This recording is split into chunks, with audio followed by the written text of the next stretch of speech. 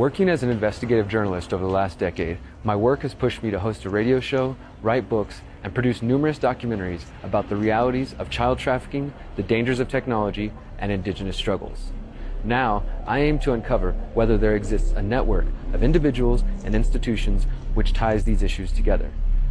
Many researchers posit the existence of an international cartel which covertly manipulates world events for their own benefit. Are these claims simply fantasy and paranoid delusion, or is there truly an agenda to manipulate humanity to the demands of the pyramid of power?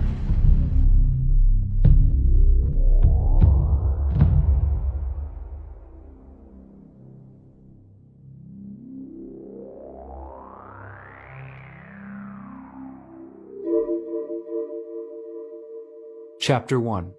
Big Education.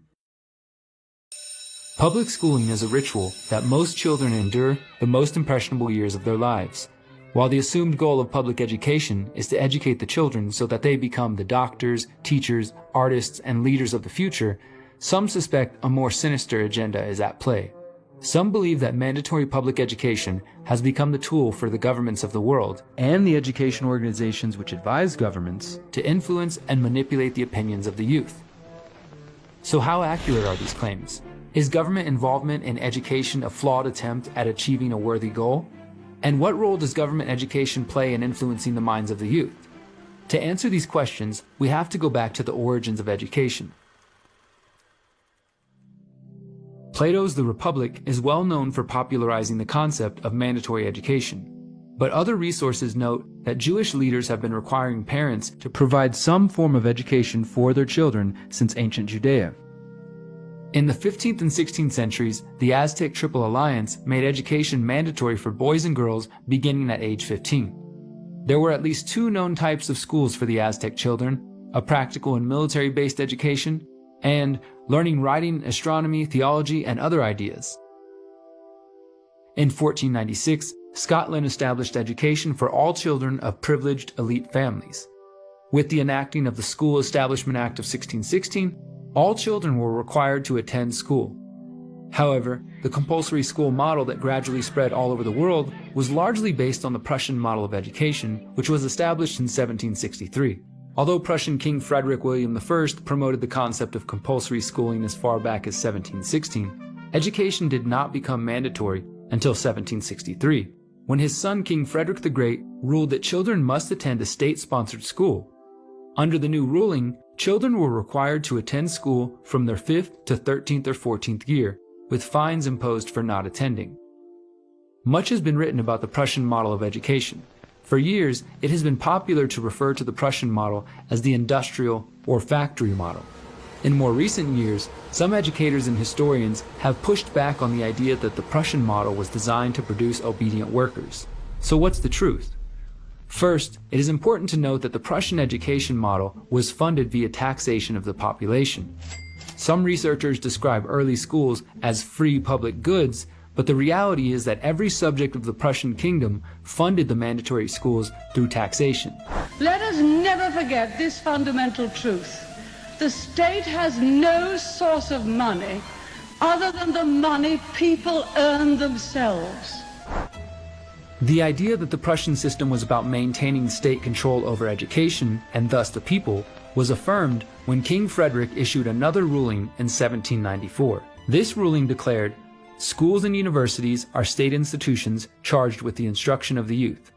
Schools may be founded only with the knowledge and consent of the state. It is the duty of the school inspectors to see that all children of compulsory school age are kept in school, if necessary by force and by punishment of negligent parents." Horace Mann, sometimes known as the father of American public schooling, was a strong lobbyist for the Prussian schooling design, while still acknowledging that the system had its critics. As he wrote in 1843, numerous tracts were issued from the English press strongly denouncing the whole plan of education in Prussia as being not only designed to produce, but as actually producing a spirit of blind acquiescence to arbitrary power, in things spiritual as well as temporal, as being, in fine, a system of education adapted to enslave and not to enfranchise the human mind.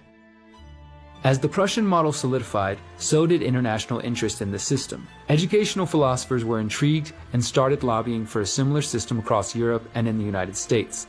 Massachusetts was the first state to institute a mandatory education policy in the United States in 1852. By 1918, every other state had passed similar legislation. It was during this time that seeds were planted which would later grow to become the modern centers known as public schools. Rockefeller education. In the late 19th century, John D. Rockefeller Sr. was one of the wealthiest and most hated men alive. He was the owner of the Standard Oil Company, a monopoly involved in everything associated with the oil industry, from drilling to transportation. It allowed him to accumulate enough wealth to influence many institutions, including America's education system. In 1902, Rockefeller Sr. founded the General Education Board with an initial donation of $1 million. Rockefeller founded the board with help from Frederick T. Gates with the stated objective to support higher education and medical schools in the United States. The General Education Board was also interested in the promotion of farming in the southern states and schools for African Americans. By January 1903, the U.S. Congress officially incorporated the General Education Board, with their mission being, quote, the promotion of education throughout the United States without distinction as to race, sex, or creed. The General Education Board charter was supported by a bill from Senator Nelson W. Aldrich from Rhode Island. Coincidentally, Senator Aldrich's daughter, Abby Aldrich, was married to John D. Rockefeller Jr.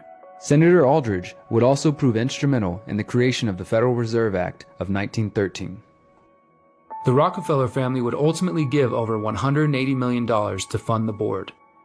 The board's founding was preceded by several early educational organizations and private meetings between John D. Rockefeller Jr. and other influential people of the time. One of the men in attendance was Daniel Coit Gilman. Gilman would become a member of the General Education Board and was also the co-founder of the Russell Trust Association, which is the business name for the New Haven, Connecticut-based Skull and Bones Secret Society, which operates a student secret society at Yale University. As we work through this series and explore the pyramid of power, you will notice that certain names and institutions make several appearances. It's important to note how these people and organizations are interwoven. Keep that in mind as we work through this series. After half a decade in existence, the General Education Board ceased operating under that name and was absorbed into the Rockefeller Foundation. The Rockefeller family were not the only wealthy tycoons interested in bankrolling educational ventures. In 1905, the infamous steel magnate Andrew Carnegie founded the Carnegie Foundation for the Advancement of Teaching. Carnegie and Rockefeller were both eager to transform their images from that of rich, out-of-touch robber barons to kind, elderly gentlemen who cared about the poor. To achieve this goal, they created various foundations and philanthropic organizations to spread their vast wealth and influence. The Prussian model of education promoted by the men's organizations was the perfect tool to inculcate the masses with their message of choice, embedding within the structure of public education itself their private ideologies on the appropriate learning material and the structure for the nation's youth. American support and critique of the system grew in the first 2 decades of the 20th century. In 1918, Professor Thomas Alexander wrote the following after researching the Prussian model. We believe, however, that a careful study of the Prussian school system will convince any unbiased reader that the Prussian citizen cannot be free to do and act for himself, that the Prussian is to a large measure enslaved through the medium of his school, that his learning, instead of making him his own master, forges the chains by which he is held in servitude, that the whole scheme of Prussian elementary education is shaped with the express purpose of making 95 out of every 100 citizens subservient to the ruling house and to the state. Even more unnerving are the words of Reverend Frederick T. Gates, the business advisor to John D. Rockefeller Sr., who helped him found the General Education Board. In our dream, we have limitless resources, and the people yield themselves with perfect docility to our molding hand. The present educational conventions fade from our minds, and unhampered by tradition, we work our own goodwill upon a grateful and responsive rural folk. We shall not try to make these people, or any of their children, into philosophers or men of learning or of science. We are not to raise up among them authors, orators, poets, and men of letters. We shall not search for embryo great artists, painters, musicians.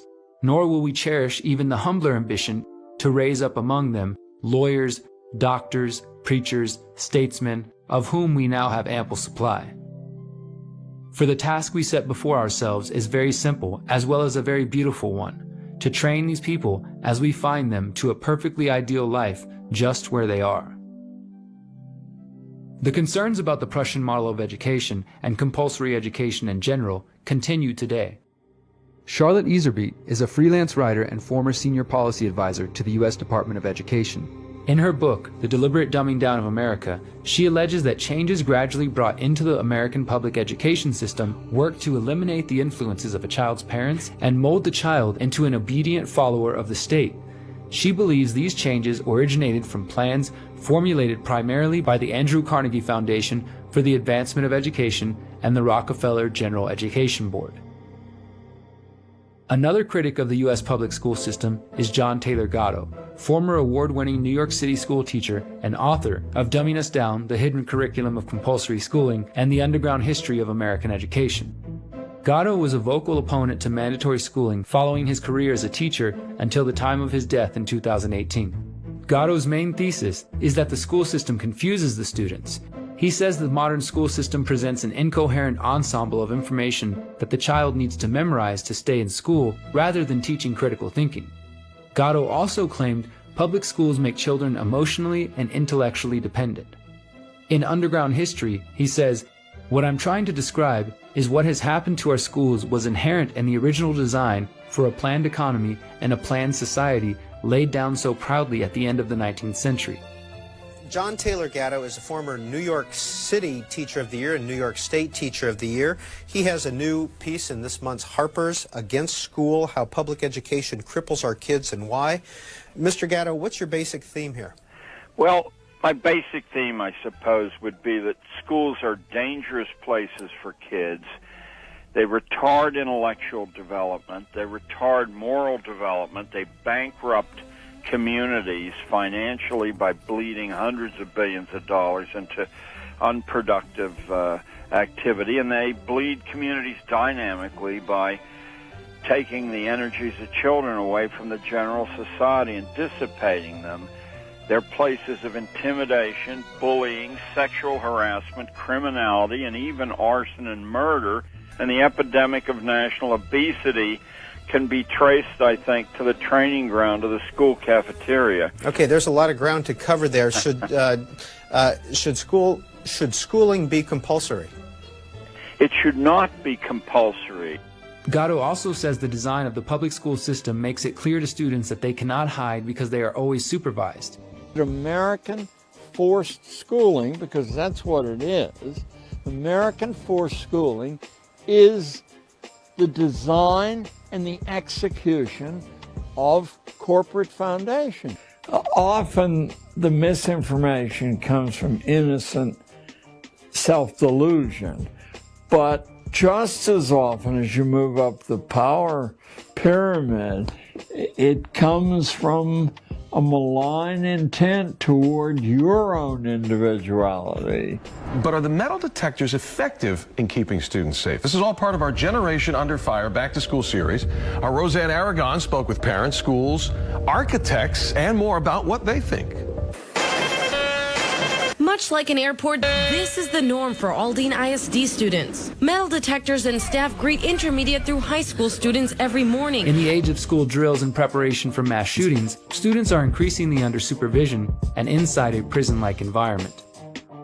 Unfortunately, the dangers of the public school system go beyond attempting to mold the minds of the youth.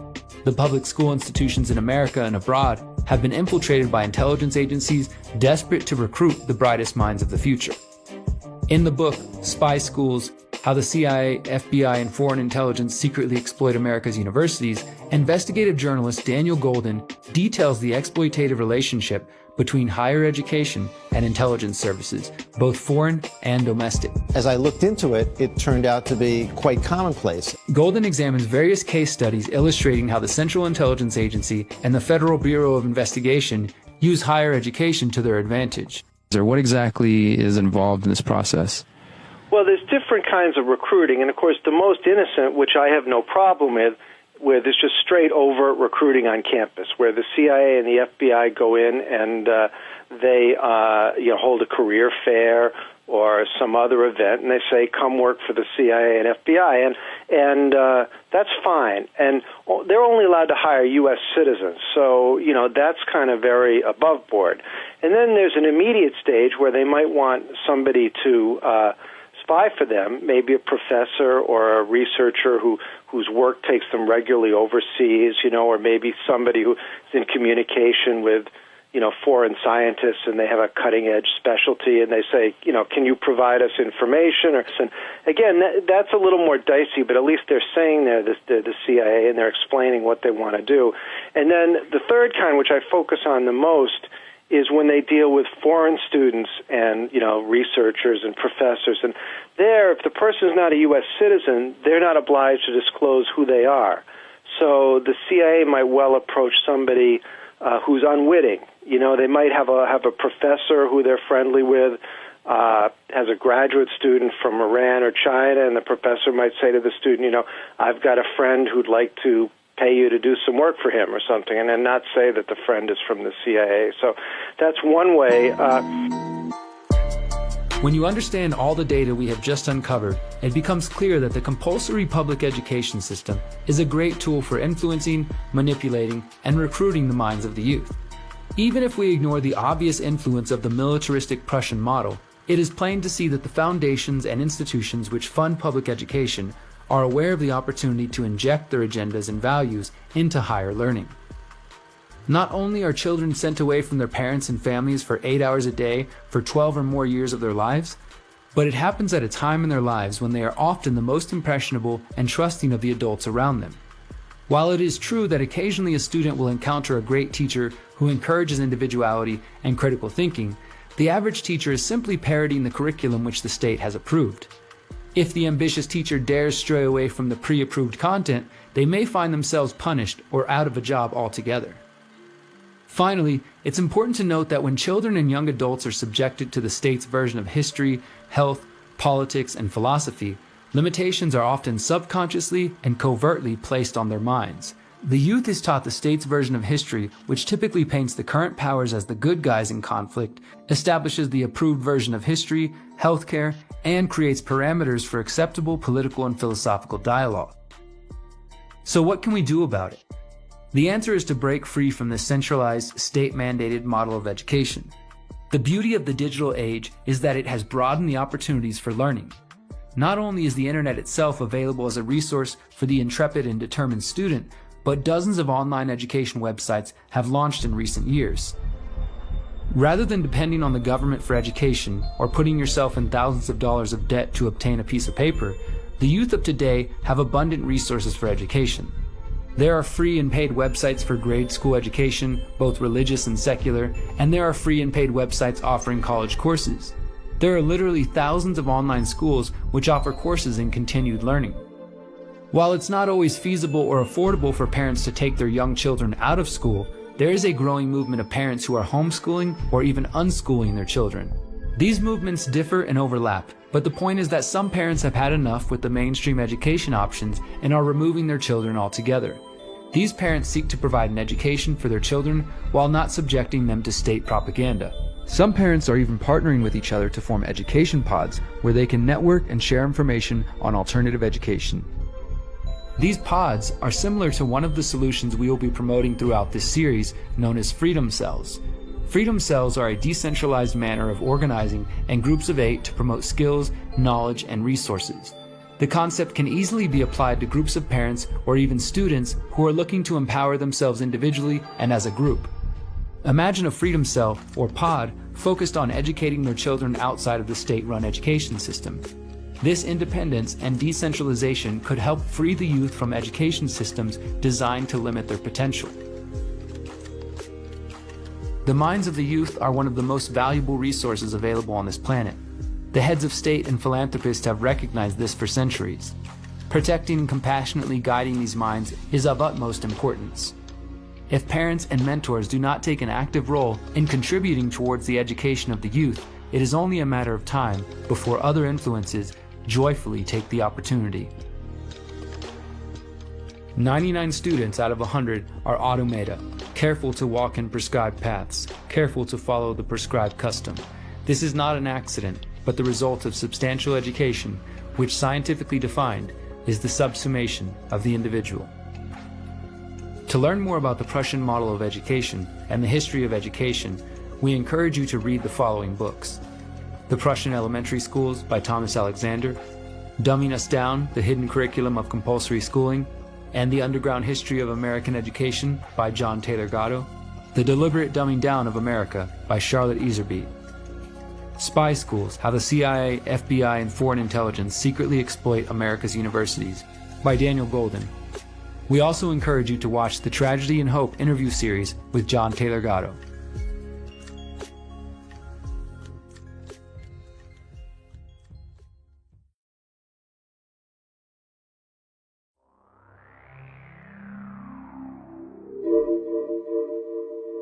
Chapter 2: Establishment Media.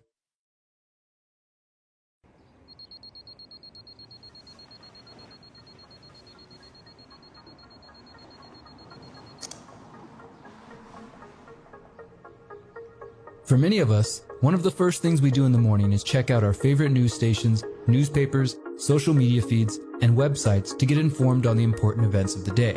People of all political persuasions have a desire to be informed about the world around them and the topics they care about. The average person might believe that the hundreds of TV stations, millions of websites, and never-ending social media feeds offer a limitless resource of factual, credible information that will keep them up to date about the important issues. However, as with the education system, there are many concerns related to mass media and the numerous conflicts of interests. First, let's start by looking at the history of media ownership in the United States and around the world. In the early 1980s, about 50 corporations controlled most of American media, including magazines, books, music, newspapers, movie studios, radio, and TV stations. Within a decade, that number would drop to around 25, and by the year 2000, just 6 corporations had control of about 90% of the media. As of 2020, that number is down to 5 corporations. These corporations include AT&T, Disney, Comcast, Fox Corp, and National Amusements. Many of the previous large media corporations have been purchased by or merged with one of these top 5.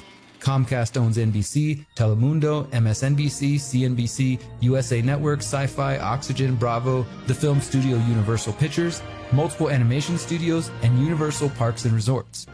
Disney owns Walt Disney Studios, which includes Pixar, Marvel Studios, Lucasfilm, and 20th Century Studios.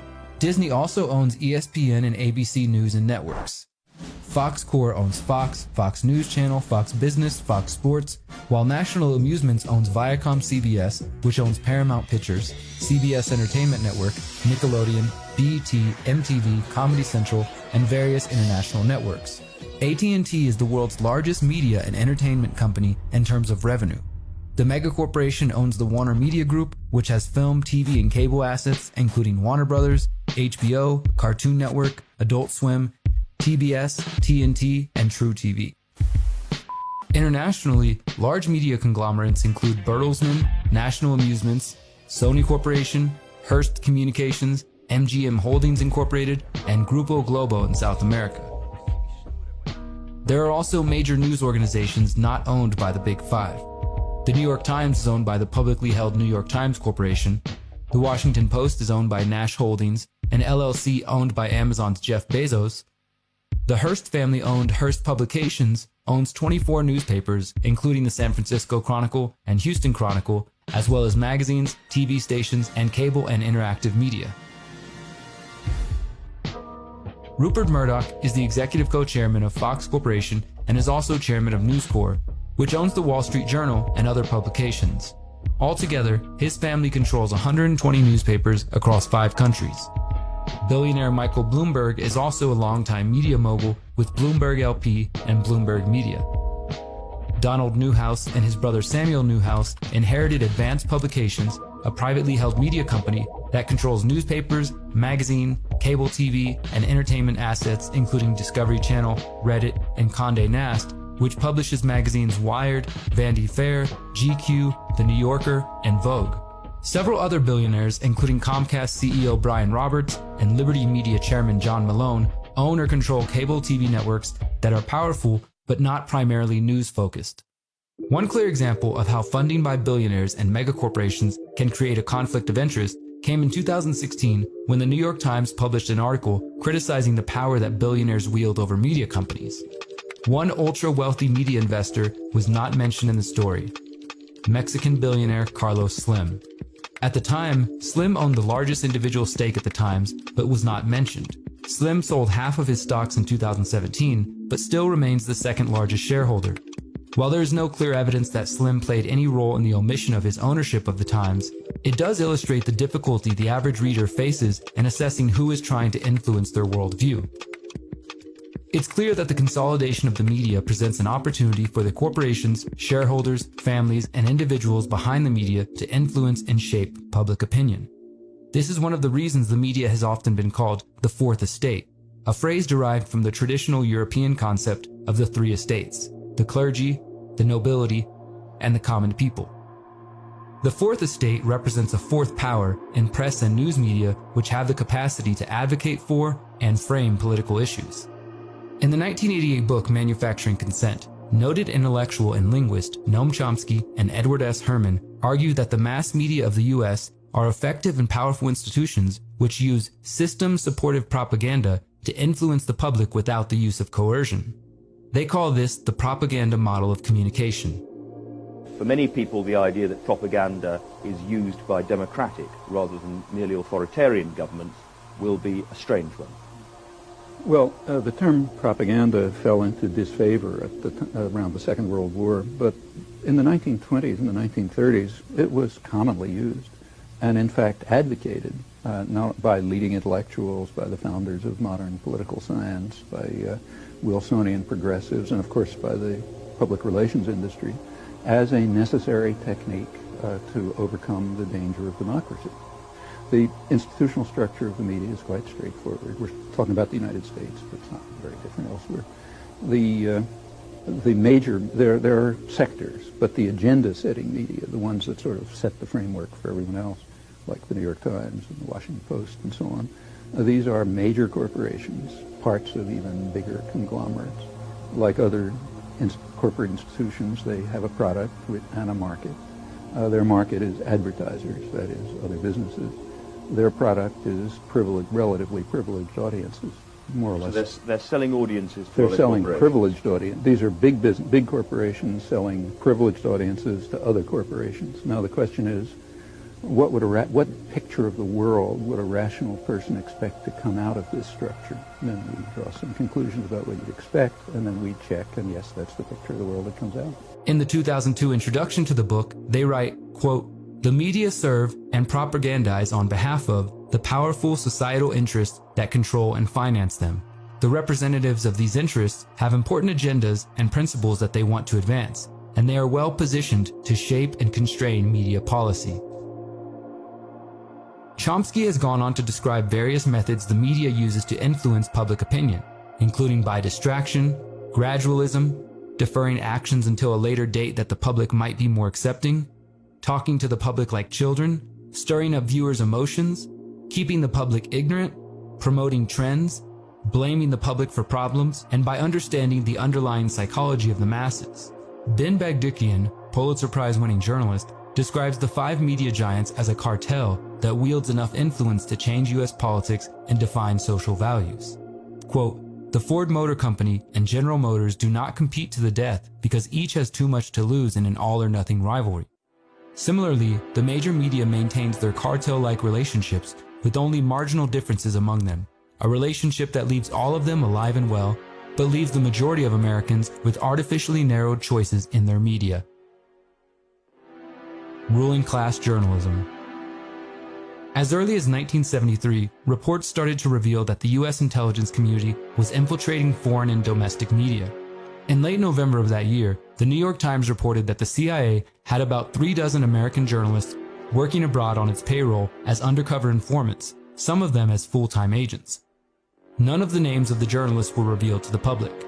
In 1975, the U.S. Senate organized the U.S. Senate Select Committee to study governmental operations with respect to intelligence activities, otherwise known as the Church Committee, named after Idaho Senator Frank Church, who chaired the committee.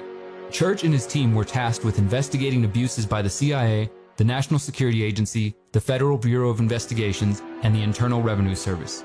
The Church Committee investigations are well known for revealing many illegal activities by the intelligence community, including the discovery of Operation Shamrock, in which the major telecommunications companies shared their traffic with the NSA from 1945 to the early 1970s.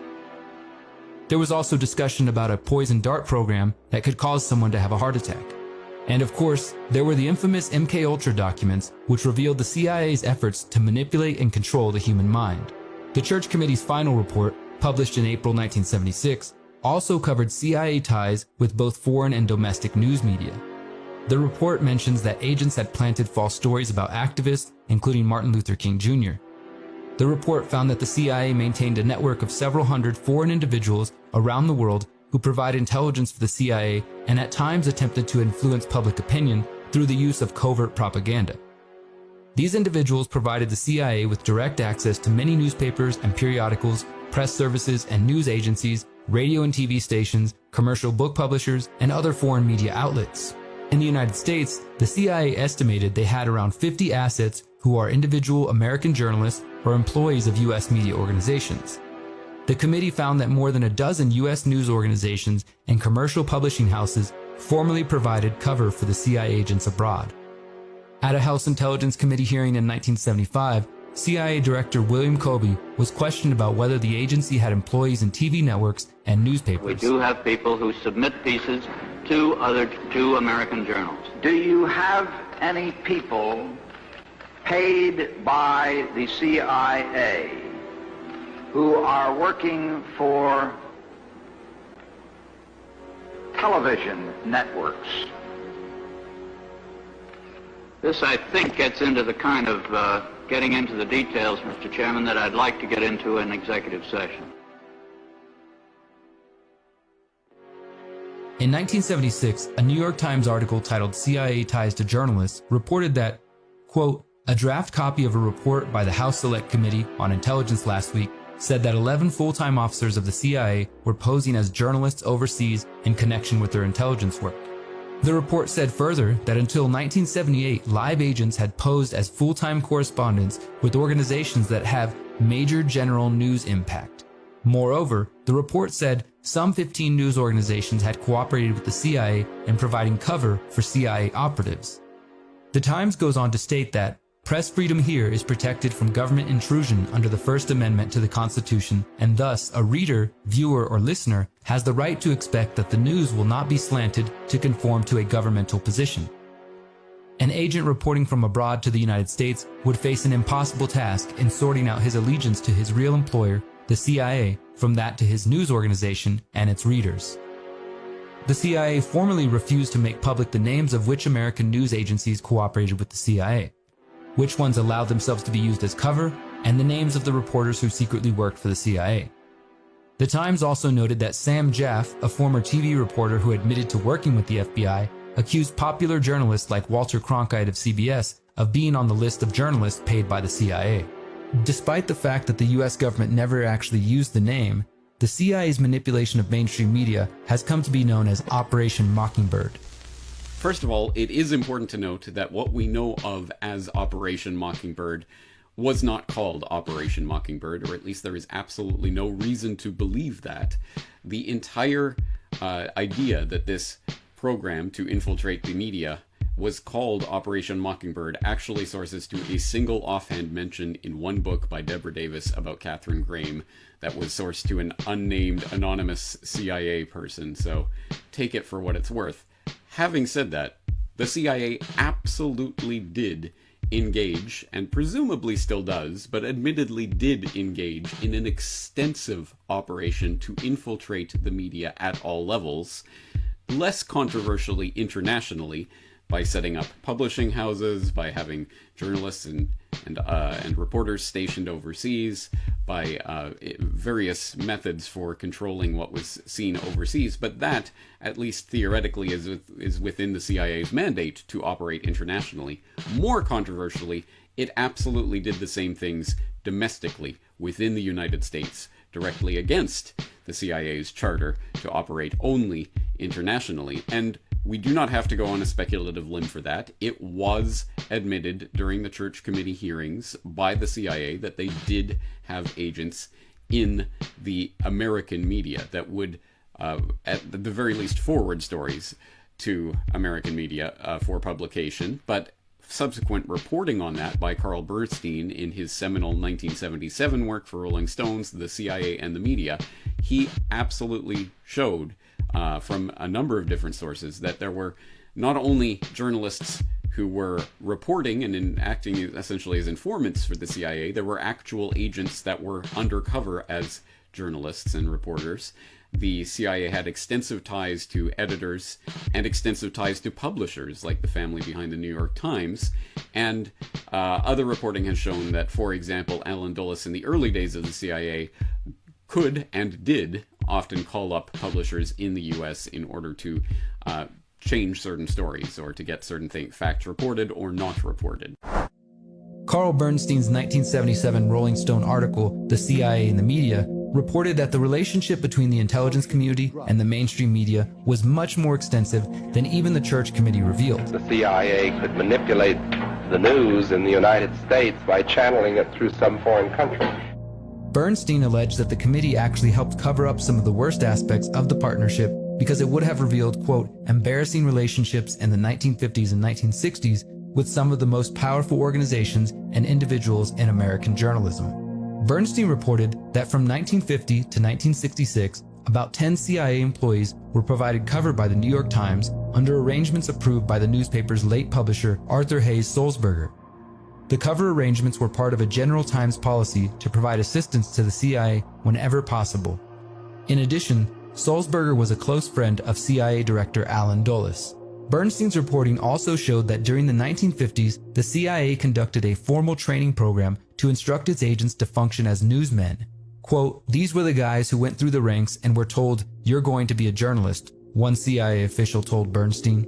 Bernstein also reported that the CIA's former director Alan Dulles and close friend Henry Luce, the founder of Time and Life magazine, regularly allowed members of his staff to work for the CIA. Several other revelations came out in 1977, including Sig Mickelson, former head of CBS, admitting that he had often worked with the intelligence community in the 1950s. At CBS, we had been contacted by the CIA. As a matter of fact, by the time I became the head of the whole News and Public Affairs operation in 1954, ships had been established, and I was told about them and asked if I'd carry on with them. Additionally, the Times reported that, quote, dozens of English and foreign language publications around the world have been owned, subsidized, or influenced in some way by the CIA over the past 3 decades as part of a global propaganda network maintained by the agency. Perhaps even more damaging, William Colby admitted that some American networks had unwittingly repeated false stories planted by the CIA. The CIA claimed the practice of using journalists to distribute stories had ended in 1973. However, in July 1996, the U.S. Senate Select Committee on Intelligence held a hearing regarding public policy on the CIA's possible use of journalists, clergy, or Peace Corps. The director of the CIA at the time, John Deutsch, wanted to change regulations prohibiting the use of journalists, clergy, and missionaries, and the Peace Corps abroad to perform political intelligence operations. A New York Times article from February 1996 notes that Deutsch was questioned about reports that the CIA had secretly waived 1977 regulations in extraordinarily rare occasions and used journalistic or media cover for intelligence activities overseas. CIA officials declined to acknowledge whether members of church leadership have been used as CIA assets as well. Interestingly, the Times article notes that the controversy over the CIA's use of non-diplomatic covers came after recommendations by a task force sponsored by the Council on Foreign Relations. The task force called for ending legal and policy restraints that limit the CIA's use of such non-diplomatic covers as journalists and members of clergy. The reason this connection is interesting is because only 3 years earlier, in 1993, Richard Harwood, journalist and former editor of the Washington Post, wrote a powerful article titled Ruling Class Journalists, in which he outlines how the American corporate mainstream media serves the agenda of the ruling class. Harwood doesn't focus his column on the U.S. intelligence agencies, which are using the media to spread various types of propaganda. Instead, Harwood discusses the connection between the American media and the Council on Foreign Relations. Harwood writes, quote, in its 70-year history, the quarterly journal, Foreign Affairs, has had but 5 editors. The fifth, recently appointed, is James Hogue, former publisher of the New York Daily News, and before that, editor of the Chicago Sun-Times. The quarterly is published by the Council on Foreign Relations, whose members are the nearest thing we have to a ruling establishment and the United States. The president is a member, so is his Secretary of State, the Deputy Secretary of State, all 5 of the undersecretaries, several of the assistant secretaries, and the department's legal advisor. The president's national security advisor and his deputy are members. The director of Central Intelligence, like all previous directors, and the chairman of the Foreign Intelligence Advisory Board are members. Harwood goes on to note that many leading figures of American political life were members of the Council on Foreign Relations, including Gerald Ford, Jimmy Carter, Henry Kissinger, Zbigniew Brzezinski, Cyrus Vance, McGeorge Bundy, Governor Mario Cuomo, and so on. In later chapters of this series, we will return to the topic of the Council on Foreign Relations and how non-governmental organizations, think tanks, and nonprofits also play a role in the pyramid of power. The point is that the media around the world are not only influenced by corporate dollars and interests, but they are often a tool for disseminating intelligence community propaganda and promoting the agenda of the ruling class. Despite the promises of ending collaboration between spy agencies and journalists, as recently as 2014, the CIA was caught collaborating with the journalist from the LA Times. The rise of independent media. Due to the consistent failures of the corporate media and the glaring bias, the public has developed a thirst for unfiltered, honest reporting that is not often found on TV and radio networks.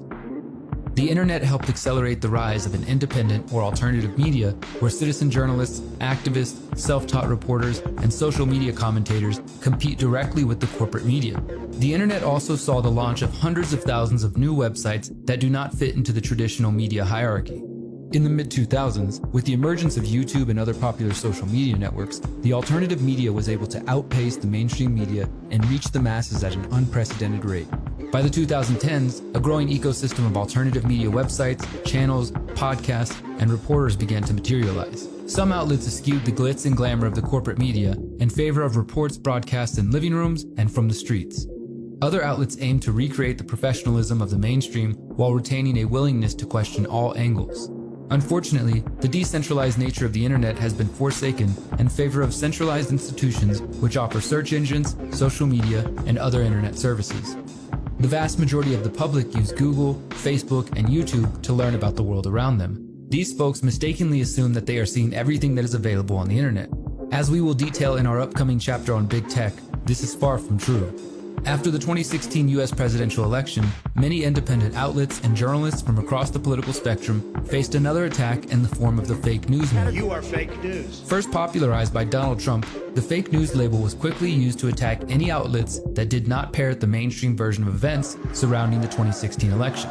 One by one, independent media websites and pages were labeled fake news or Russian disinformation, and subsequently deleted from various social media platforms. Since that time, the social media landscape has shifted even further with the use of corporate fact-checkers and banning of certain topics altogether. Another way the pyramid of power maintains influence is through purchasing and/or funding of so-called new media companies which attempt to portray themselves as independent and are typically marketed towards a younger audience. Despite the slick presentation and the use of a younger, diverse crowd as reporters, these companies are merely a rebranding of the same propaganda distributed by the billionaires, corporations, and intelligence agencies. Some of these companies include Vice Media, Vox Media, and BuzzFeed. The intelligence agencies' attempt to manipulate and influence public opinion goes beyond hiring journalists. According to one of the documents leaked by Edward Snowden, the British government maintains software for online persona management.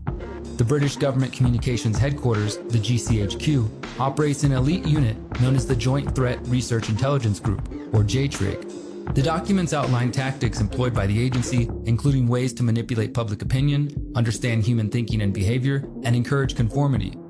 One of the reports from 2011 outlines JTRIG's tactics, including uploading YouTube videos containing persuasive communications, starting Facebook groups and Twitter accounts, and creating fake online personalities and supporters to discredit, promote distrust, dissuade, deter, delay, or disrupt. The unit uses social media campaigns to encourage and foster obedience and conformity. Both the British intelligence and the US intelligence community desire to promote obedience and conformity within the public. They aim to keep the public propagandized, distracted, misinformed, and fighting amongst ourselves. The billionaires use their media outlets and their friends in government to keep the public blissfully unaware of their efforts to gain power and wealth. Thankfully, there are solutions. Even with the censorship and outright deleting of alternative media journalists and outlets, there are some solutions available. For starters, more and more mainstream journalists are opting to leave behind the corporate world and join the independent media in the interest of reporting factual, investigative journalism. The last decade has seen Amber Lyon leave CNN, Cheryl Atkinson leave CBS, Glenn Greenwald leave The Guardian for The Intercept, and then leave The Intercept to go completely independent. Another mainstream journalist turned independent reporter is Ben Swann, a former anchor for CBS Atlanta who left after facing censorship for his reporting. I recently spoke with Ben Swann about what he sees as the failures of the mainstream media, including the idea that journalists cannot have opinions. Well, the idea that journalists don't have opinions is absolutely false, right? And that's obvious. It's obvious. Human nature says every human is going to have opinions on things. Actually, this is a kind of a misleading concept that's been pushed by companies like CNN for a long time. It's what Glenn Greenwald calls the view to nowhere, right? Which is, I'm the subjective journalist. I don't have an opinion. I don't know anything. I just report what I see. But that's a robot, right? That's not a person. And so what is a more honest way of handling it is to say, you know what? I do have an opinion. And if I'm upfront about my opinions, so obviously I'm very libertarian in my views, I believe in individual freedom, individual liberties, I'm very upfront about that, so you know where I'm coming from. However, it's not important whether or not you have an opinion. It's important whether or not you take the facts of the story and you twist them to meet your opinion, or you twist them to fit what you already have as a preconceived notion. I believe that as journalists, that's not what we're doing. What we're doing is saying we'll go wherever the facts lead us in a story, but obviously we're going to have opinions on things. Swann and other former mainstream journalists have not only abandoned traditional media outlets. Many have begun using alternative social media platforms and websites to broadcast their video reports and articles.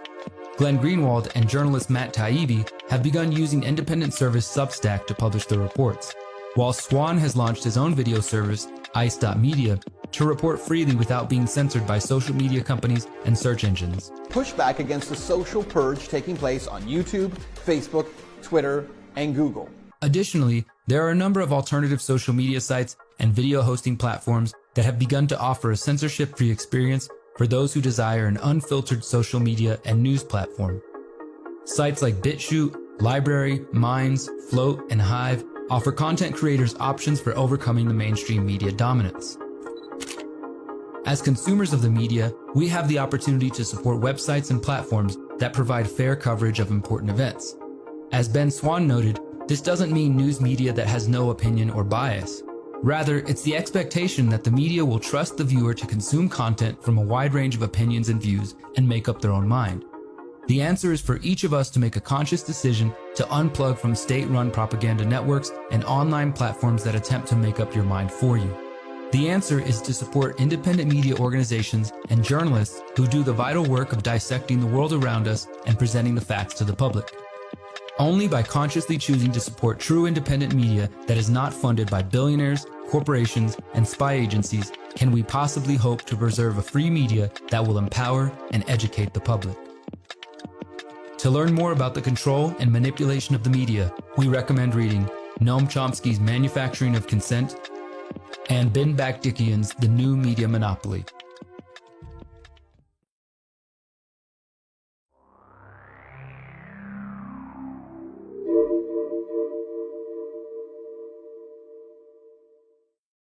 Chapter 3: Big Tech. By now, most viewers will be familiar with the well-publicized problems of social media. It's purposefully addictive, produces jealousy, insecurity, and depression in some people, and the big socials sell your data for a profit.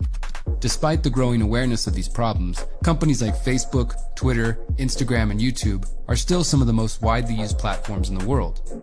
Billions of people download these apps and use them to stay informed about the world, or so they believe.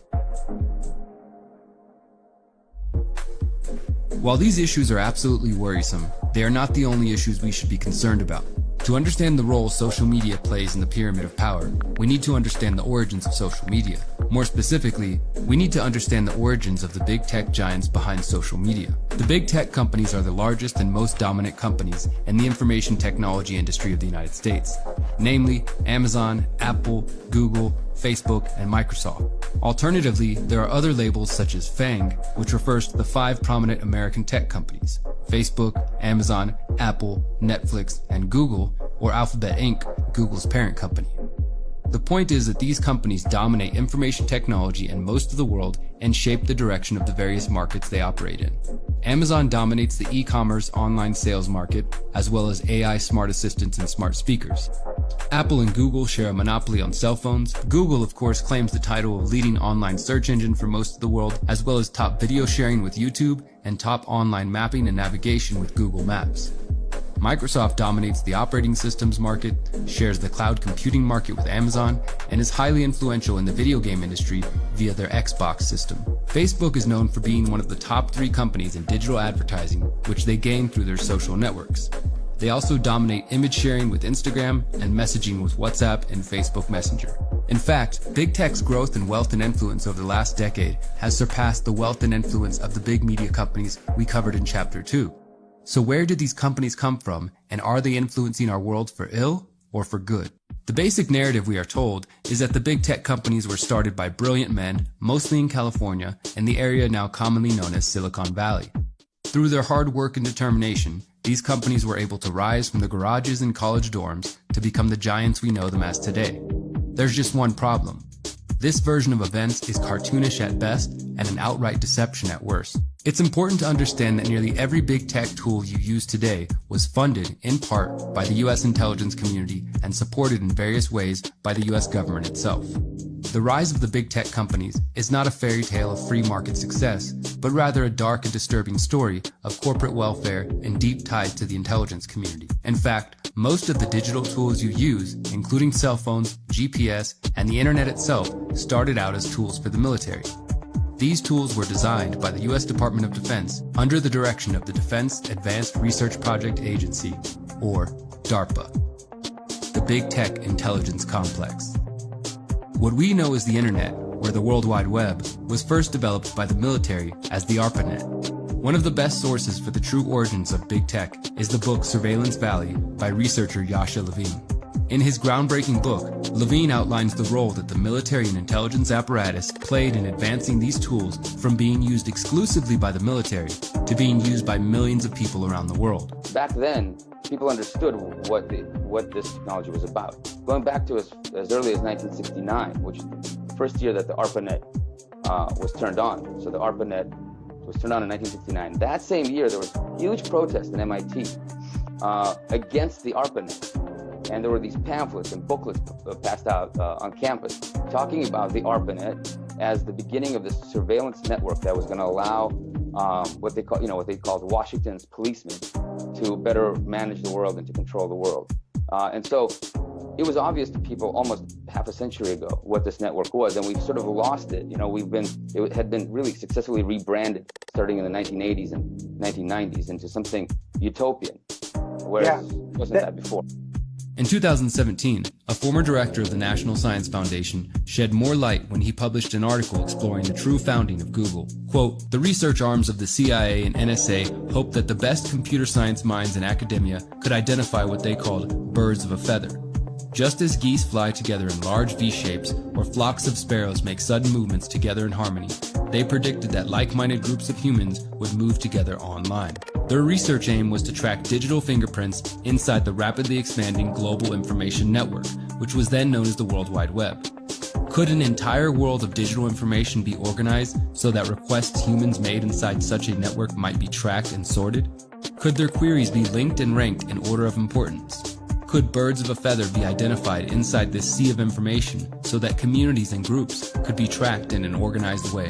Jeff Nesbitt goes on to describe how Sergey Brin and Larry Page, the ostensible founders of Google, were originally funded through, quote, "through an unclassified, highly compartmentalized program that was managed for the CIA and the NSA by large military and intelligence contractors. It was called the Massive Digital Data Systems Project. Eventually, the research by Brin and Page under these grants became the heart of Google's search engine." Nesbitt writes, quote, "The intelligence community, however, saw a slightly different benefit in their research. Could the network be organized so efficiently that individual users could be uniquely identified and tracked? In 2014, more details emerged regarding the relationship between Sergey Brin, former Google executive Eric Schmidt, and the National Security Agency. A Freedom of Information Act request revealed that Brin and Schmidt were on a first-name basis with then NSA Chief General Keith Alexander. Additionally, Google was part of a, quote, secretive government initiative known as the Enduring Security Framework, and this initiative involved Silicon Valley partnering with the Pentagon and U.S. intelligence community to share information at network speed. The connections between Google and the intelligence firms that have spent decades spying on the public, infiltrating the public school system, and establishment media also involve the CIA's venture capital firm, In-Q-Tel. For example, we know that the software that would become Google Earth was born out of technology originally developed by the company Keyhole Incorporated, which itself had a close relationship with the U.S. intelligence community. However, Google was not the only big tech firm who maintained a relationship with In-Q-Tel. Facebook executives also had close ties to CIA venture capital firm In-Q-Tel. Journalist James Corbett reports. Publicly, In-Q-Tel markets itself as an innovative way to leverage the power of the private sector by identifying key emerging technologies and providing companies with the funding to bring those technologies to market. In reality, however, what In-Q-Tel represents is a dangerous blurring of the lines between the public and private sectors in a way that makes it difficult to tell where the American intelligence community ends and the IT sector begins. Two of the names that come up most often in connection with In-Q-Tel, however, need no introduction: Google and Facebook. The publicly available record on the Facebook In-Q-Tel connection is tenuous. Facebook received $12.7 million in venture capital from Excel, whose manager, James Breyer, now sits on their board. He was formerly the chairman of the National Venture Capital Association, whose board included Gilman Louie, then the CEO of In-Q-Tel. The connection is indirect, but the suggestion of CIA involvement with Facebook, however tangential, is disturbing in the light of Facebook's history of violating the privacy of its users. Around the time Facebook was launched, a similarly themed government project was coming to an end. LifeLog was a project of the Information Processing Techniques Office of DARPA, designed, quote, to be able to trace the threads of an individual's life in terms of events, states, and relationships, with the ability to take in all of a subject's experiences, from phone numbers dialed and email messages viewed to every breath taken, steps made, and place gone. USA Today reported that, quote, cameras and microphones would capture what the user sees or hears. Sensors would record what he or she feels. Global positioning satellites would log every movement. Biomedical sensors would monitor vital signs. Emails, instant messages, web-based transactions, telephone calls, and voicemails would all be stored. Mail and faxes would be scanned. Links to every radio and television broadcast heard and every newspaper, magazine, book, website, or database seen would be recorded. DARPA contractors stated that LifeLog software, quote, will be able to find meaningful patterns in the timetable to infer the user's routines, habits, and relationships with other people, organizations, places, and objects. Ultimately, the program was abandoned because of surveillance fears. On February 4, 2004, Wired magazine reported that the Pentagon was abandoning the LifeLog project. Ironically, this is the exact day that Mark Zuckerberg launched his first iteration of Facebook. LifeLog's creator Douglas Gage recently told Motherboard he feels that in many ways, Facebook has accomplished the goals of LifeLog. Quote, I think that Facebook is the real face of pseudo-LifeLog at this point. I generally avoid using Facebook, only occasionally logging in to see what everyone is up to, and I have never liked anything. Another important note regarding social media and intelligence agencies relates to the 2013 revelations by Edward Snowden. According to one of the documents leaked by Edward Snowden, the British government maintains software for online persona management. The British government communications headquarters operates an elite unit known as the Joint Threat Research Intelligence Group. The documents outline tactics employed by the agency, including ways to manipulate public opinion, understand human thinking and behavior, and encourage conformity. One of the reports from 2011 outlines J-Trig's tactics, including uploading YouTube videos containing persuasive communications, starting Facebook groups and Twitter accounts, and creating fake online personalities and supporters to, quote, discredit, promote distrust, dissuade, deter, delay, or disrupt. The unit used social media campaigns to encourage and foster obedience and conformity. The British intelligence and the US intelligence community both desire to promote obedience and conformity within the public. They use social media to keep the public propagandized, distracted, misinformed, and fighting amongst themselves. We could go on to detail the intelligence connections and partnerships between Facebook, Apple, Google, and Amazon. But the point is that the origins of the big tech firms which control information technology are much different from what is promoted in the mainstream. These companies have directly and indirectly benefited from the financial investments of the US military and intelligence sectors. They have also shown a willingness to share user data with law enforcement. These big tech firms are also furthering the all-pervasive surveillance state. Not only are Google, Facebook, Microsoft, Apple, and Amazon tracking your habits on and offline, they are profiting from that knowledge. With the growth of AI smart assistants and speakers like Amazon Echo, Google's Nest, Apple's Siri, and other devices, millions of people around the world are welcoming the surveillance state into their homes. Amazon is well known for their online marketplace, but less people are aware that the big tech firm has been developing facial recognition software called Recognition. Amazon has marketed the facial recognition tools to police departments in the United States, claiming that the software will allow real-time surveillance using body cameras. In 2018, the Electronic Frontier Foundation, the American Civil Liberties Union, Human Rights Watch, the Freedom of the Press Foundation, and nearly 40 other organizations filed a lawsuit demanding that Amazon cease providing law enforcement access to surveillance technology. The EFF stated, "Amazon has been heavily marketing this tool, called Recognition, to law enforcement, and it's already being used by agencies in Florida and Oregon. This system affords the government vast and dangerous surveillance powers, and it poses a threat to the privacy and freedom of communities across the country. That includes many of Amazon's own customers, who represent more than 75% of U.S. online consumers." In 2020, Amazon was reportedly talking with the police department from Jackson, Mississippi, to connect their Ring doorbell cameras to a 24-hour surveillance center operated by the police. The Jackson Police Surveillance Center would conduct a 45-day pilot program to live stream the security cameras of participating residents, including a direct line to residents' Amazon Ring doorbell cameras. By June 2020, Amazon announced it was implementing a one-year moratorium on police use of Recognition in response to the George Floyd protests. However, in February 2021, documents revealed that the Los Angeles Police Department had already used the Ring doorbell cameras to monitor activists.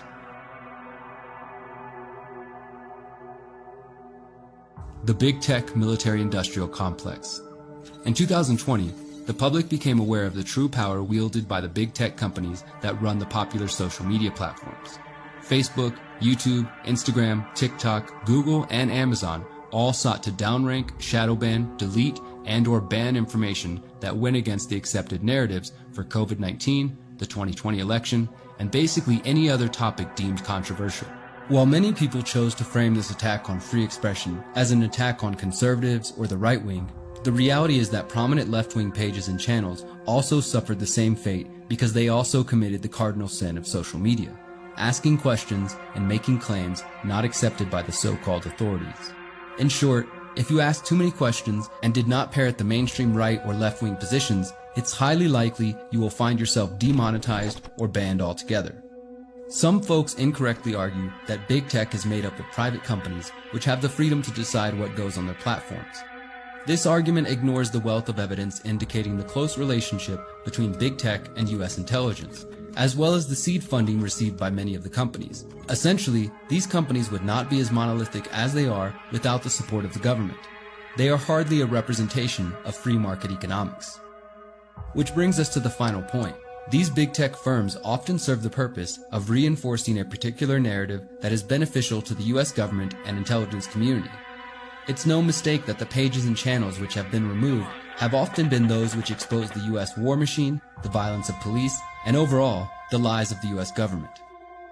Although most of the public was unaware, the attacks on independent journalism and free voices began in earnest immediately after the election of Donald Trump in November 2016. The media began promoting story after story, claiming that government insiders had evidence that the Russians interfered with the US elections by propagating fake news stories that favored Trump and attacked Hillary Clinton.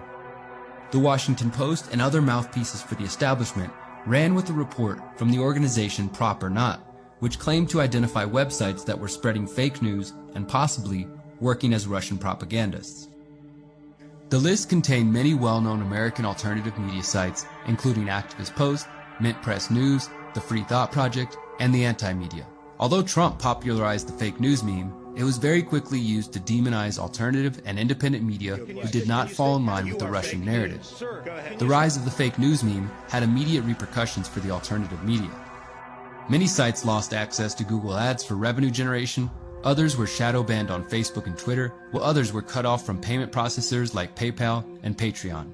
The relationship between the military-industrial complex and Facebook was made even more clear in May 2018 when Facebook announced a new partnership with the Atlantic Council, a think tank which officially claims to provide a forum for international political, business, and intellectual leaders. The social media giant said the partnership was aimed at preventing Facebook from, quote, being abused during elections. The press release promoted Facebook's effort to fight fake news by using artificial intelligence, as well as working with outside experts and governments. The Atlantic Council of the United States was established in 1961 to bolster support for international relations. Although not officially connected to the North Atlantic Treaty Organization, or NATO, the Atlantic Council has spent decades promoting causes and issues which are beneficial to NATO member states.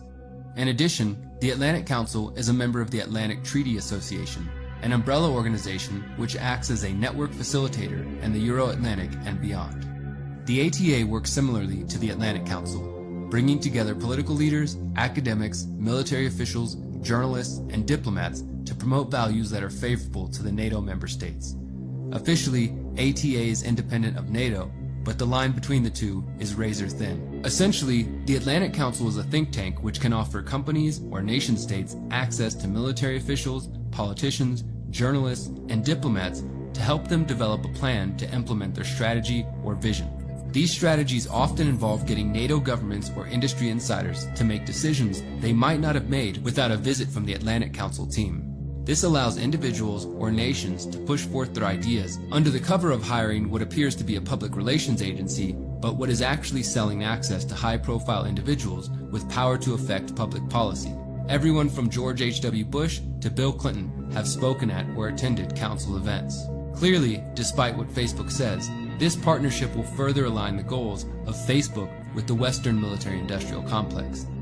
This was made evident in October 2018 when Facebook announced that they were unpublishing or purging over 500 pages and 200 accounts who were accused of spreading political spam. Several of these pages and writers were also removed from Twitter on the same day.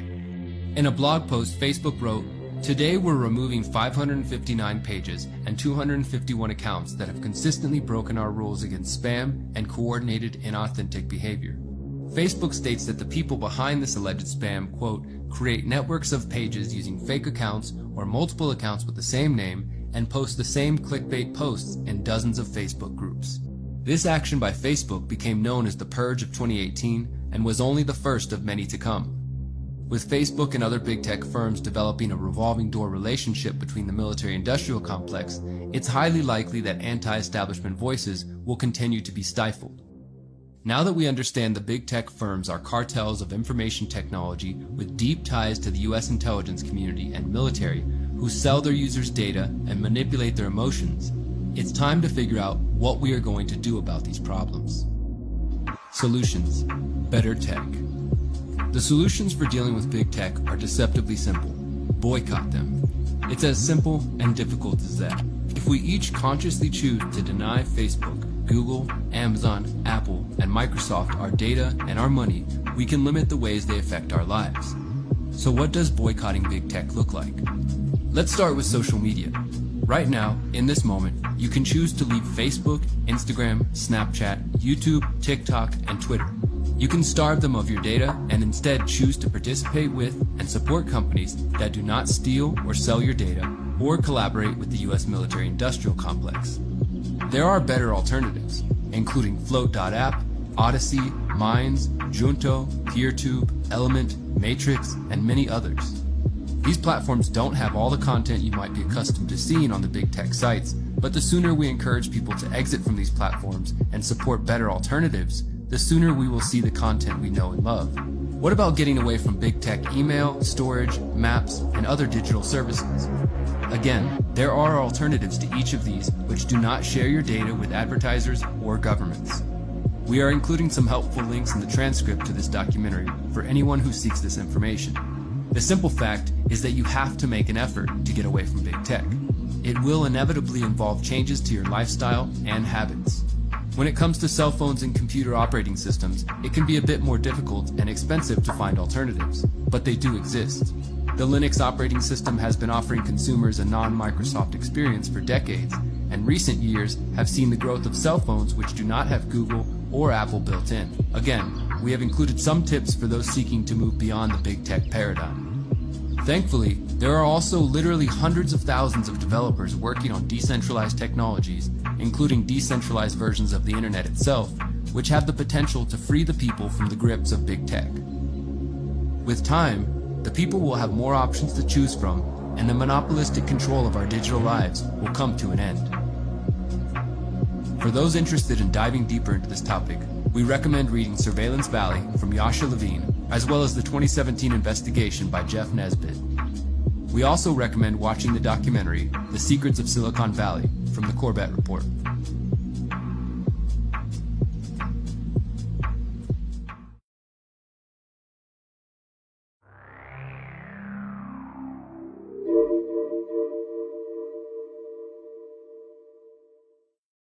Chapter 4: The Hollywood Military Intelligence Complex. Our first attempts to understand the influence of various institutions and individuals on our world has focused on the education system, the establishment media, and big tech firms. Each of these pieces of the pyramid of power have an immense influence on the minds and decisions of people around the world. However, no other institution may have the impact of the U.S. film industry. As we outlined in Chapter 2, the U.S. intelligence communities have largely infected and influenced mainstream establishment media since the 1950s. This frightening trend continues with the relationship between the film industry and the U.S. military and Central Intelligence Agency. In the early 20th century, film studios began centering their efforts around Southern California and the area that would come to be known as Hollywood. From the very outset, the U.S. Department of Defense and intelligence community developed an interest in using the film industry as a method for shaping public opinion. Some of the first collaborations between Hollywood and the U.S. military involved pro-World War II propaganda films like Winning Your Wings. During World War II, the U.S. Office of War Information opened the Bureau of Motion Pictures to further their relationships with Hollywood. Between 1942 and 1945, this bureau reviewed more than 1,600 scripts and revised or abandoned projects that portrayed the U.S. government in a bad light. According to Tanner Merlis, an associate professor of communication at Ontario Tech University and author of Hearts and Minds, the head of the Office of War Information, Elmer Davis, stated, quote, "The easiest way to inject a propaganda idea into most people's minds is to let it go through the medium of an entertainment picture when they do not realize they are being propagandized." Other historic examples of propaganda in film include the John Wayne film The Green Berets. The film was made after Wayne personally requested U.S. President Lyndon Johnson to help him make a propaganda film about the Vietnam War. Most disturbing is the fact that the film depicted the North Vietnamese committing violent atrocities which in reality were committed by American soldiers. This is yet another example of the U.S. government and Hollywood shaping reality for the ignorant mass consumer. The U.S. military is not the only government agency to develop a close relationship with Hollywood. From its founding in 1947, the U.S. CIA was involved in shaping the directions of films in a way that portrayed the agency in a positive manner or sought to remove negative associations. The CIA's predecessor, the Office of Strategic Services, or OSS, had already developed a knack for Hollywood films that glorified the work of the agency with films like OSS and Cloak and Dagger. After World War II, the Department of Defense developed the first entertainment liaison offices to act as conduits for U.S. government messaging to Hollywood studios. The CIA did not publicly establish a similar office until 1996.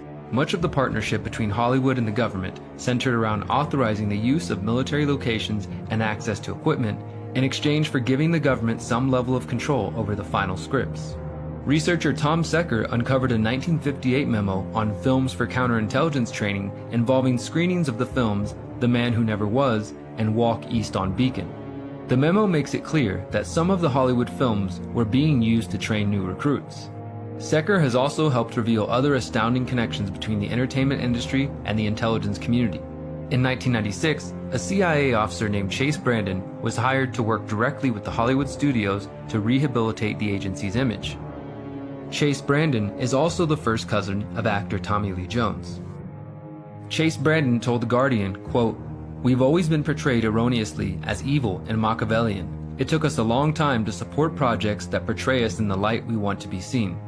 Some of Chase Brandon's work involves well-known films like the 2002 Tom Clancy political thriller, The Sum of All Fears, starring Ben Affleck. The CIA gave Affleck and the filmmakers a personal tour of CIA headquarters and provided access to analysts. Chase Brandon visited the set to provide advice. He was also a regular on the set of TV show Alias, starring Affleck's then-wife, Jennifer Garner, as Sydney Bristow, an undercover agent. Garner herself would go on to film a promotional video for the CIA. In 2017, Tom Secker and Matthew Alford, professor at University of Bath, released their book National Security Cinema, providing conclusive evidence of the massive influence the U.S. intelligence and military have exerted on Hollywood. The book is based on files obtained via open records request, which detail how the Department of Defense offered support to more than 800 films between 1911 and 2017. These films include some of the biggest pictures of their time: Transformers, Iron Man, Pirates of the Caribbean, Mission Impossible, and The Terminator. When it comes to the Transformers franchise, the DoD paid the filmmakers to gain, quote, very early influence over the scripts by giving them the most military assistance in filmmaker history, including 12 types of Air Force aircraft and troops from 4 different bases. National Security Cinema also details how more than 1,100 TV productions received backing from the Pentagon. The vast majority of these took place after 9/11, including Flight 93, Ice Road Truckers, Army Wives, 24, Homeland, and The Agency. The CIA has helped with around 60 film and TV productions since 1947. In 2017, Matthew Alford concluded, quote, when we include individual episodes for long-running TV shows like 24, Homeland, and NCIS, as well as the influence of other major organizations like the FBI and White House, we can establish unequivocally for the first time that the national security state has supported thousands of hours of entertainment. The practice of military or intelligence advisors on Hollywood films is more common than the average consumer of film might realize. In fact, even famed CIA whistleblower John Kirikow made a living on the side by advising Hollywood. Kirikow served on a board made up of former CIA officers, diplomats, and FBI agents who reviewed scripts about spies or terrorism to make them more realistic. However, the relationship is not simply about advising filmmakers about how to paint the US government in a favorable light. At the heart of it, the relationship helps reinforce so-called national security interests as well as shape public opinion on historic events. According to the documents, the US government has influenced movies in 3 distinct eras: 1943 to 1965, 1966 to 1986, and 1986 to the present. In the first era, film versions of George Orwell's Animal Farm in 1984 were directly affected by the CIA. During this period, a man named Luigi Laracci was the head of censorship at Paramount Studios, where he was in regular contact with an anonymous individual at the CIA. The purpose of the contact was to inform the CIA of the studio's ability and desire to change movies to meet US government expectations. For example, a 1955 film, Strategic Air Command, was changed so Americans did not appear as, quote, a lot of trigger-happy warmongering people.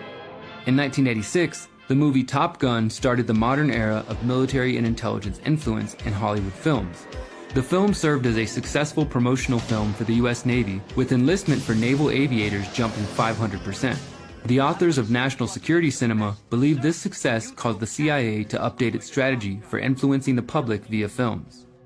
A list of films which received advice and/or support, as well as script changes, includes The Bourne Identity, The Sum of All Fears, The Recruit, Avatar, Charlie Wilson's War, Contact, Hotel Rwanda, The Interview, The Kingdom, Lone Survivor, and Rules of Engagement.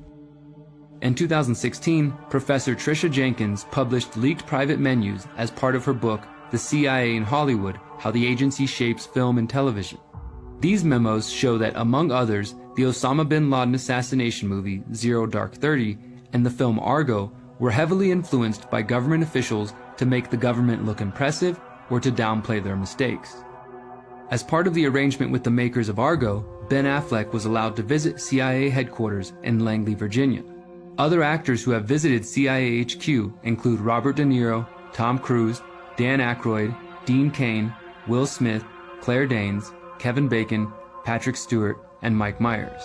Charlie Wilson's War is a really good example where they maintain the idea that, are we really doing the right thing by arming the Mujahideen, the forerunners of the Al-Qaeda terrorist organization in Afghanistan in the 1980s?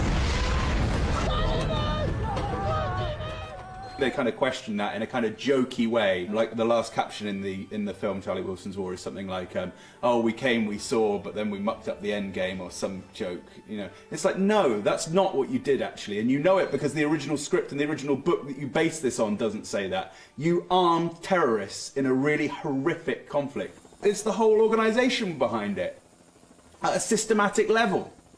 The Department of Defense has expensive toys. They have submarines, they have aircraft carriers, they have tanks, and they have the personnel to operate each of those things. So if a filmmaker wants to make a war movie, they often will approach the Department of Defense and basically ask to borrow that equipment. And the Department of Defense will say, maybe, but can I see your script? And they will either say, this is great, we love the way that the military is portrayed in this, we will go ahead and collaborate with you. Or they may say, we hate the way that we're portrayed and refuse to participate. The most recent example of the U.S. military seeking to influence the public's perception via films came in early 2021 when it was revealed that the U.S. Marine Corps played an integral role in the development of James Cameron's Avatar. Nearly 1,700 pages of documents released by the Corps' Entertainment Media Liaison Office show this relationship in action. An April 2009 report details how Hollywood liaison officers met with director and writer James Cameron. Avatar was interpreted by some critics as an anti-war film, using the alien planet as a metaphor for the U.S. military's treatment of indigenous Americans or Iraqis. However, the documents reveal that the military viewed the film as a propaganda success, including having entertainment liaison officers invited to speak on a military panel at Comic-Con in 2011. The military liked the film so much, they arranged screenings on military bases and had actors and producers participate in a Navy entertainment program visit. Despite the wealth of information that is now available, the public is still largely in the dark about the true extent of military and intelligence involvement in the film industry. Matthew Alford has said that the Marine Corps admitted there are 90 boxes of materials in its archive. Quote, "The government has seemed especially careful to avoid writing down details of actual changes made to scripts in the 21st century." What is important to take note of is the power of film and TV to shape public opinion. Researcher Tricia Jenkins notes that one of the reasons the CIA and the military desire to be involved in major films like Zero Dark 30 is because they recognize that the public will largely form their opinions of real-world events based on the fictional Hollywood retelling. In December 2019, former CIA officer turned Democrat representative Alyssa Slotkin was questioned about her favorite CIA films, and she candidly acknowledged that the CIA was helping Hollywood understand the truth about the CIA. I mean, some movies are just total craziness and don't represent reality at all. And actually, the CIA has a whole office that will help Hollywood understand how to portray what really goes on. Sometimes script changes requested by the government can be subtle. Like when Tricia Jenkins says the US government requested the script for the 1996 film Independence Day be changed so that the protagonist worked for the military rather than as civilians. The change is slight, but the message being delivered to the public is powerful. The military, the US government, they are the heroes. They are to be trusted and idolized. These films can reinforce the narrative that the US government and its various agencies are the authorities that care about us and can do no wrong. If the public continues to consume television and film without understanding the US military and spy agencies played a role in the finished product, they will continue to be influenced and miseducated under the guise of watching harmless entertainment. Solutions. Unplug from the Hollywood military intelligence complex. The solutions to the Hollywood military intelligence complex are simple. The easiest solution for those who seek to cleanse their minds of potential propaganda from the US military, intelligence agencies, and other pieces of the pyramid of power is to simply unplug. Unplug from the Hollywood military intelligence complex by refusing to consume their propaganda. This might be extreme for some people, but for others, it will be the appropriate solution. At the very least, take the time to become the one in control of your heart and mind. To do this, you must begin to question your assumptions and knowledge. Stop to ask yourself how much of your worldview has been consciously or subconsciously shaped by what you have witnessed on television and in movies since you were a child. The more you dig and probe, you might come to realize that Hollywood has been shaping our thoughts since most of us were children and watched our first Disney movie. For example, maybe your perspective on how a mother and father are supposed to interact was heavily influenced by the sitcoms you watched as a child. Or perhaps your views on how a couple are supposed to act when they fall in love, or what clothes and styles and music are popular, were all shaped by the images flashed before your eyes on the small and big screens. The point is, the more in tune you are with your own preferences and thoughts, the more you can consume this content with a skeptical eye. This doesn't mean you can never enjoy a movie or TV show again, but it does mean you are better served by watching with discernment rather than blindly soaking it up. If we aim to be free from propaganda aimed at feeding us a biased version of history, culture, or simply selling us a product, we must take steps to reclaim our hearts and minds. By making this effort, we can be free from the Hollywood propaganda, the big tech censorship, the establishment media, and the state-run education system. To continue your research into this topic, we recommend reading National Security Cinema, The Shocking New Evidence of Government Control in Hollywood, and The CIA in Hollywood, How the Agency Shapes Film and Television.